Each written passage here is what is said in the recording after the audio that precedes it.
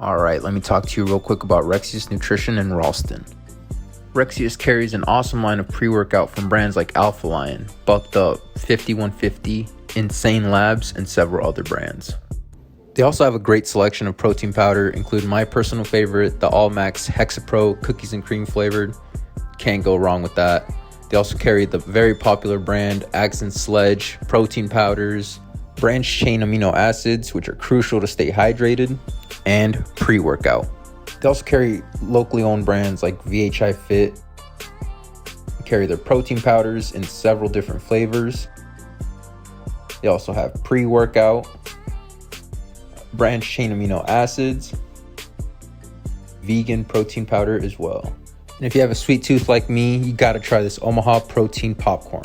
The owners Jamie and Brent Stryker are absolute studs and are very knowledgeable with a background in bodybuilding.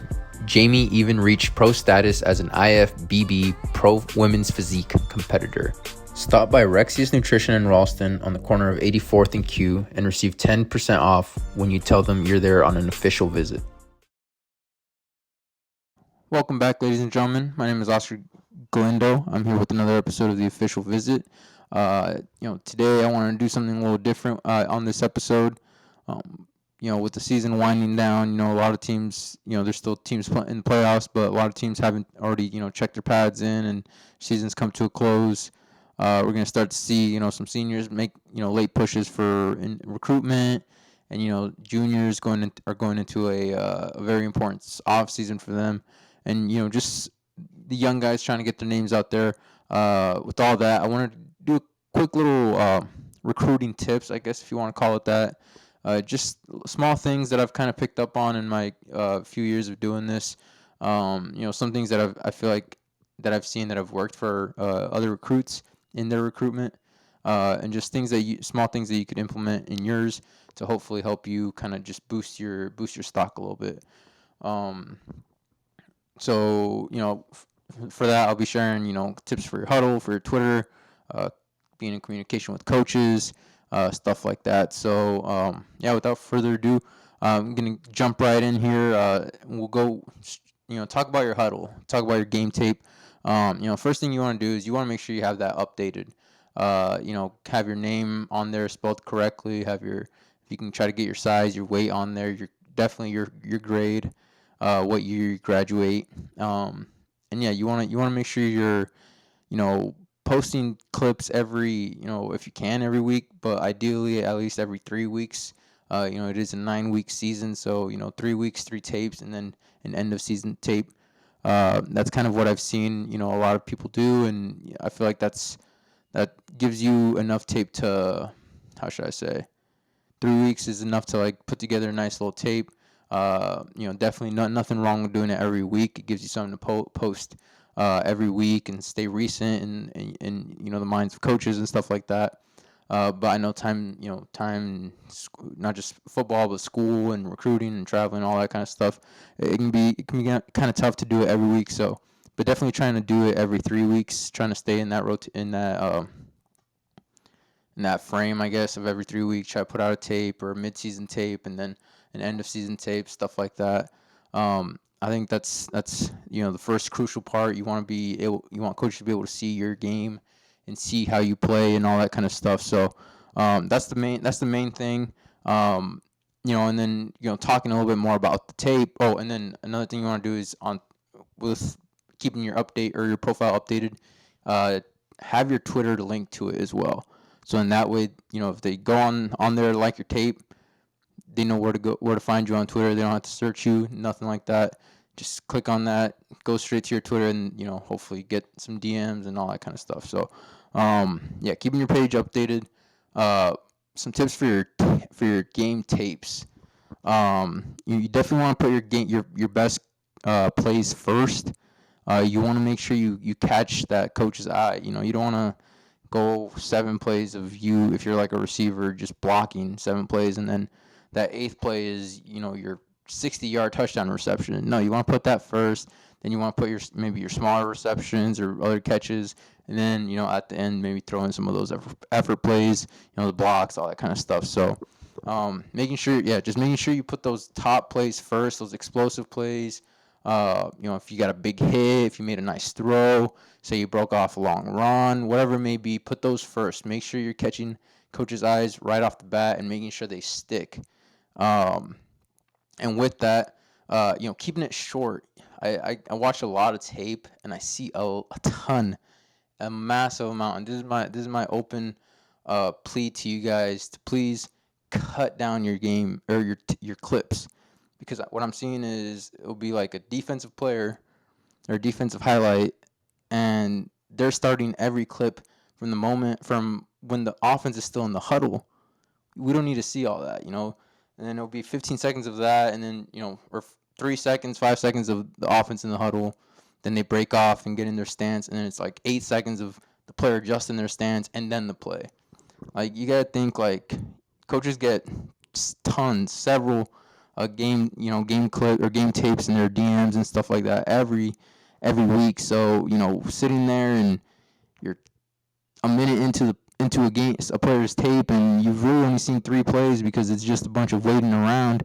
You're not gonna catch a whole ton unless those plays are absolutely dynamic. But other than that, it's gonna be tough for that coach to really stay locked or really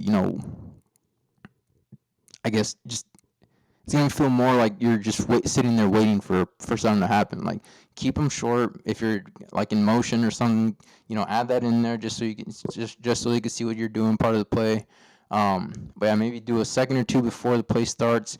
Make sure you highlight yourself on every play, because not every jersey number is easy to see, especially up on the offensive and defensive line. It's tough, it's very hard to see some of those numbers, and then not just that, but when you're moving, it's a lot of mass, so it's tough to sometimes keep up with that if you're not highlighting yourself at the beginning, especially if we don't even know like if your number's not posted on there, or if your name, it's just make sure you're highlighting yourself, and don't do the whole dog whatever, the flash. Just do a quick circle, simple.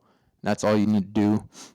Yeah, on your game tape. So, kind of referring back to that first point I had, or the second point I've had of putting your best plays first. You definitely, I know sometimes out there, a player might have the, how should I say, a player might have the skill set to be a top player, but maybe they're a receiver on a very run heavy offense, and you might get 1 or 2 catches a game or something. You don't get to see the ball a whole ton. Well, in those situations, I would that's where I recommend adding in some effort plays. Maybe on a run, on a run you had a really great block. Add that. That's something coaches like to see. It's effort. Maybe you had a really good tackle on special teams. Maybe you had a good return on special teams. Add those.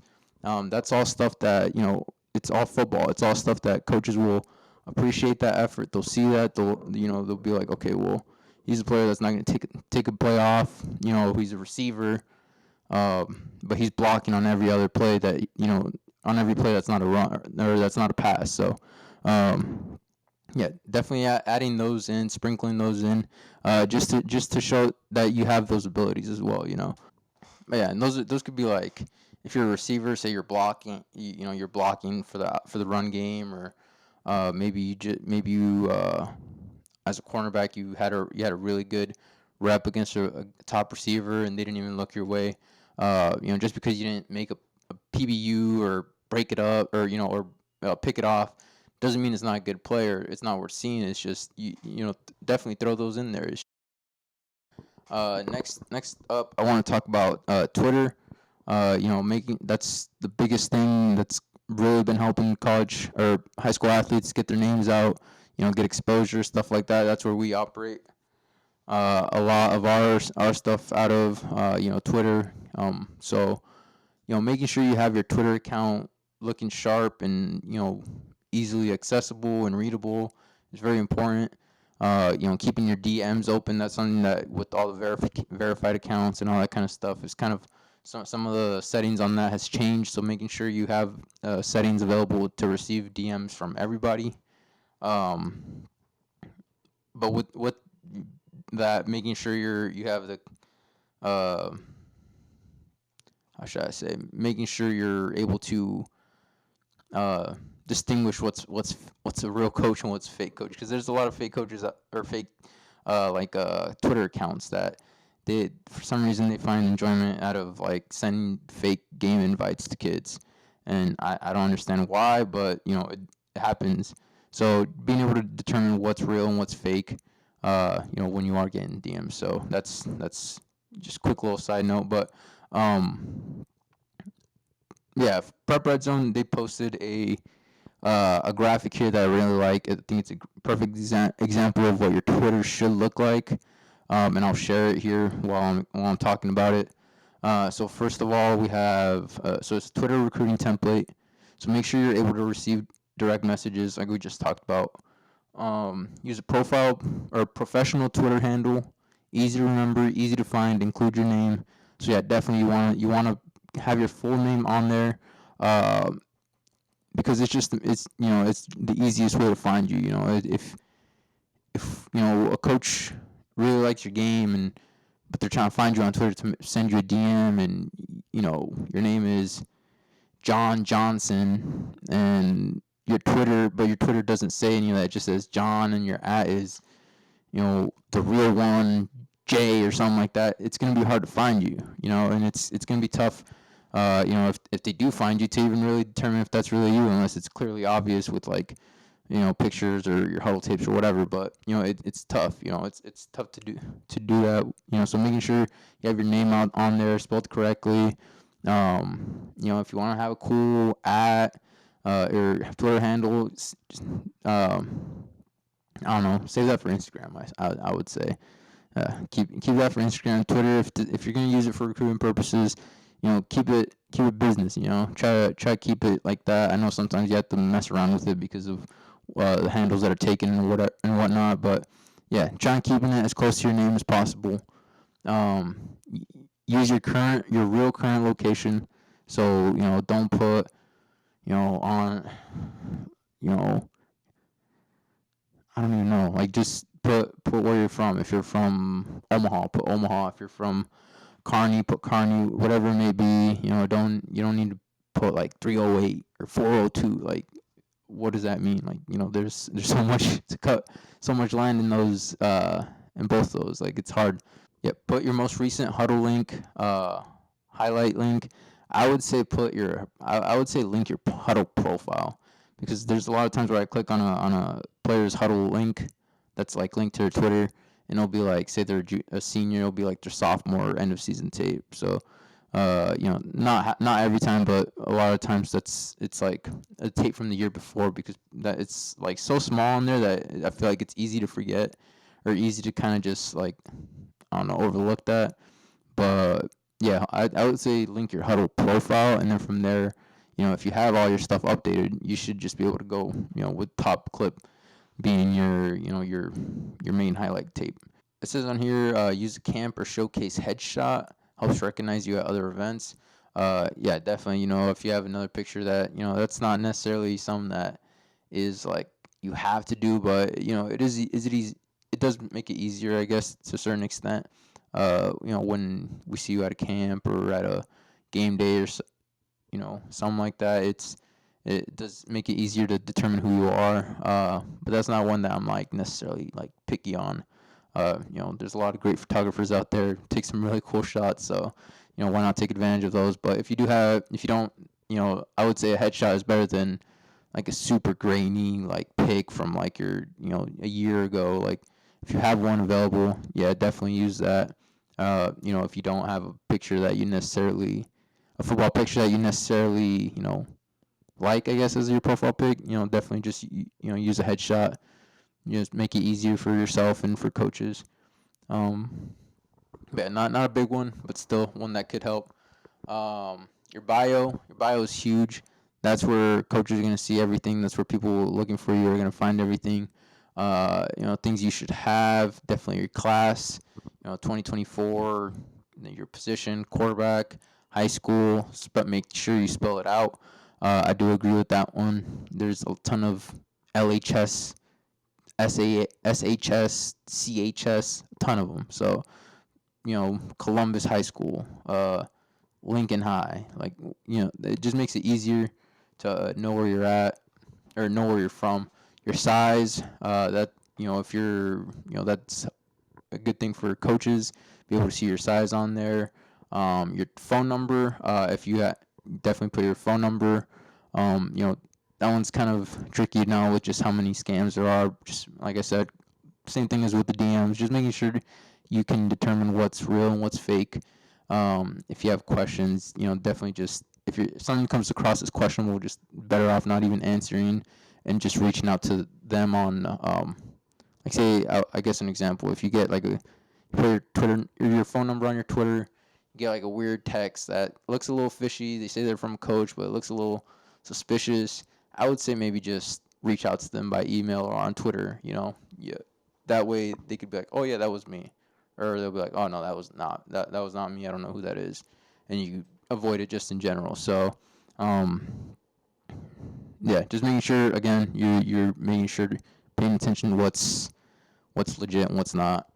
GPA, definitely, if you have like a pretty high GPA or ACT or SAT scores, definitely doesn't hurt adding those on. Not something that I feel like is necessarily like crucial to have on there. Definitely crucial to have the grades for sure, but I don't think you necessarily absolutely need to have it on your Twitter. Pin your main highlight tape. So if you have your junior end of year clip, make sure you have that pinned. It's just easier to find. First thing you see when you click on your profile will be your highlight tape. So yeah, that one's kind of just a no-brainer. Um, who to follow is important. Who you follow is important. Coaches, making sure it's legit coaches, making sure the football accounts are legit ones. There's a lot of fake stuff going out there. The way I kind of look is I'll go to the team's just coaches page and then follow them from there. So look them up and then follow them from there. All right, and then my last Twitter tip is just making sure you're keeping it smart on there. What you post, what you retweet, what you like. It all is kind of a reflection of you and your characters. So obviously you don't want to be liking or reposting, weird stuff or questionable stuff, fights or whatever it may be that's on Twitter. I see a lot of like burner accounts and bar stools, and they're all it's fun and all that kind of stuff, but you just realizing when's kind of like that line, like especially when poking at another player who is probably in the same shoes as you, trying to get their name out there, trying to get some exposure, and really just try to play at the next level. So posting stuff about a player like that when you're in that same situation is a little messed up. So just being conscious of all that kind of stuff. Like I said, it's I'm not gonna be here and be like, oh no, that's all bad, because it's not like my opinion on that kind of stuff is really matter. Would really matter. It's all gonna continue anyways. But just being smart about what you're doing, making sure that you're realizing that that kid you're trash talking on the other team, he's still a person too. He's still a high schooler. You know, just be smart. I guess be smart about what you're reposting, all that kind of stuff. So one of the last sections I want to talk about here was just communication with coaches and colleges, and just kind of making sure you're. I guess my biggest tip or my biggest advice or bit of advice would be to just keep all lines of communication open. Keep all opportunities in front of you. You definitely don't want to like burn any bridges, or I know like the big thing is like D1 or bust, but I think now, like we just saw Tyler Baggett, D2 player, win a game for the Bears. So I feel like now we're starting to see a little bit more exposure with social media and stuff like that. That if you do ball out in D2 or one of those other levels, I feel like you have a chance to like get your name out there and possibly make it. Because I know that's any player that's trying to play college ball, that's probably what they're aiming for. But regardless, like I said, keeping those options in front of you. Having a good mix of when you're setting up your visits. A good mix of your big schools, your small schools, and just having a good list of teams that where you feel like you'd be a good fit as a player, as a student, and where you just feel welcome. That's the biggest thing. when I ask players on the official visit, what are they looking for? Those seems to be some of the biggest things. Just finding a good fit and feeling welcome by like the coaching staff. So definitely, if don't I definitely agree with the fact that you don't necessarily have to go. Uh, it doesn't have to be a D1 or bust mentality. Like there's a ton of great ball, there's a ton of great players, great coaches, great programs in all those other levels, FCS as well. So yeah, just making sure you're keeping contact with all those coaches. Uh, yeah, I feel like that's the best course of action. If if you end up with the those D1 offers that you want, then great, that's perfect. But sometimes I've seen players that hold on a little bit too long, holding out for D1 offers and stuff like that, and uh, they kind of wait a little bit too long, and then they're kind of trying to play catch up in January or late December, January before signing day, trying to do all that kind of stuff. So all right, and then just kind of the last few ones here. Grades, biggest thing. You still have to get accepted into college. You still have to. There's still GPA requirements, all that kind of stuff. No matter how good you are, you still have to.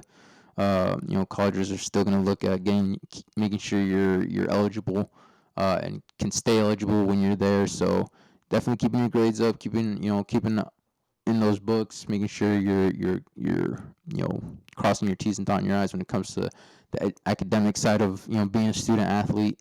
That's just as important as anything you do on the field. So yeah, keeping those grades up. If you're slipping or feel like you're slipping, going and getting help, talking to your teachers, all that kind of stuff.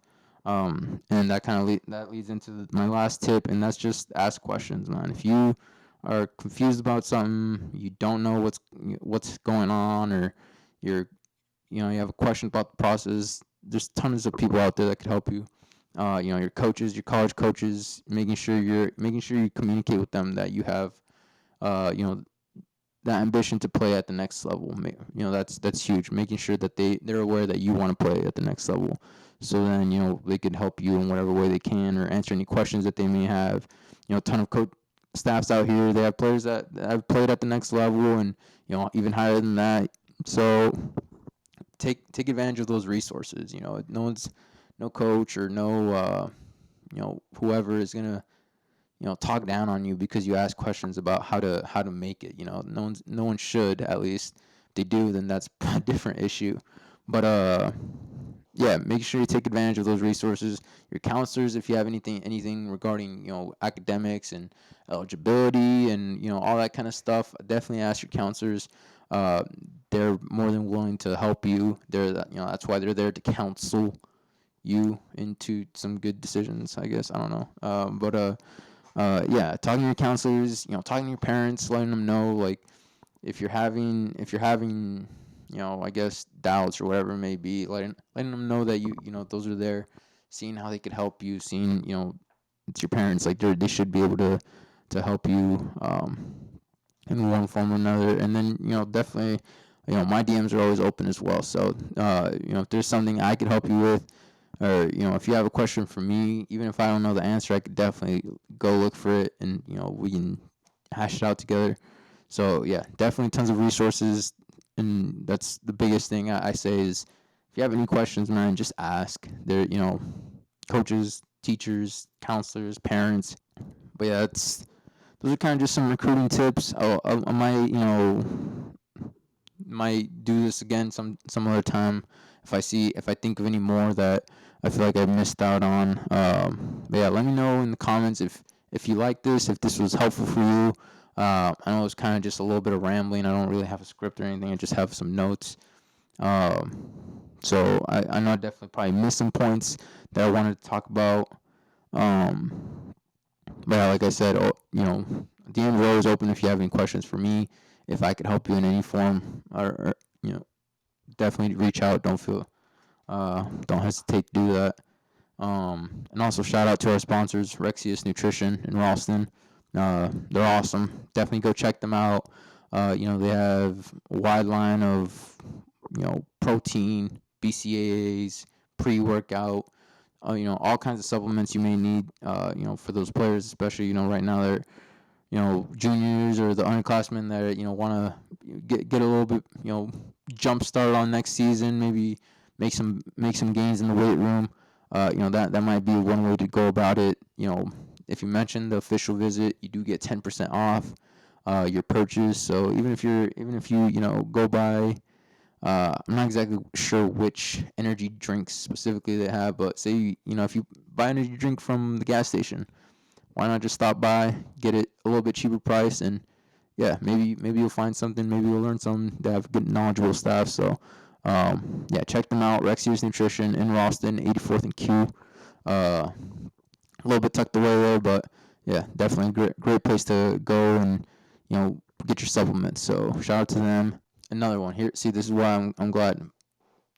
Uh, Take advantage of showcases, and I'm not just saying that because Prep Red Zone we're having our stock up showcase in December, but because that's extra ways to get eyes on you, I guess. Warren Academy, they have a really great showcase.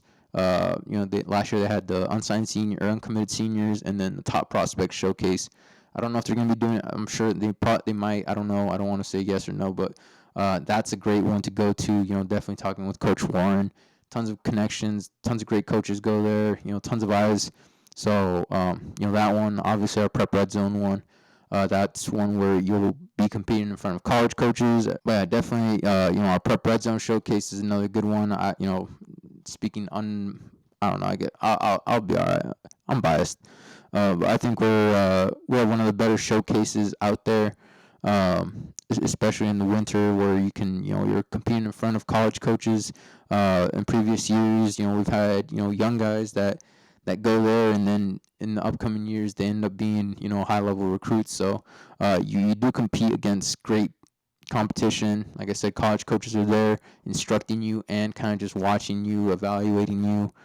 We've seen several players leave the camp with offers, so definitely a great opportunity. And if you do take advantage of these showcases, make sure you're not going into these just cold. Make sure you have some kind of if you play winter sport, you're probably conditioned, but make sure you have some kind of conditioning. Make sure you've if you're a quarterback, make sure you've thrown the ball since then. If you're a receiver, make sure you get out, get some routes, some footwork kind of stuff, because they do run like the 40s and all that kind of stuff, and you don't want to go out there and tear something or just have a bad showing because you haven't done any physical activity since the end of football. Make sure you're doing something. Kind of you don't have to go all out. You don't have to do no full regime or nothing. But maybe go on a run, or maybe at school hit the gym or something, whatever it may be. Just make sure you're kind of going into this a little bit prepared, a little bit kind of oiled up a little bit. You're ready to go. Yeah, because that's huge. Because sometimes if you're a senior and you go to these as I don't want to say last shot, but one of the kind of get your name, one of the last little pushes to get your name out there. You don't want to go and have a bad 40 time because you haven't ran in a month or whatever it may be. You want to make sure you're putting yourself in the best situation to succeed. So yeah, that's a huge one. Yeah, those are my things. Huddle. Update your page. Put your best plays first. Effort plays. Sprinkle those in. Keep them short. You don't need to see 15 seconds of pre-snap. We don't need that unless you're the motion man, or I don't know. But other than that, you don't really need that. Spotlight yourself always. Just do a quick spotlight. You don't need music. That's one you don't really need that. Most people listen to it on mute anyway. So pin your clips to your profile. Keep it updated. Your weight, grade, all that kind of stuff. Twitter, have a good bio.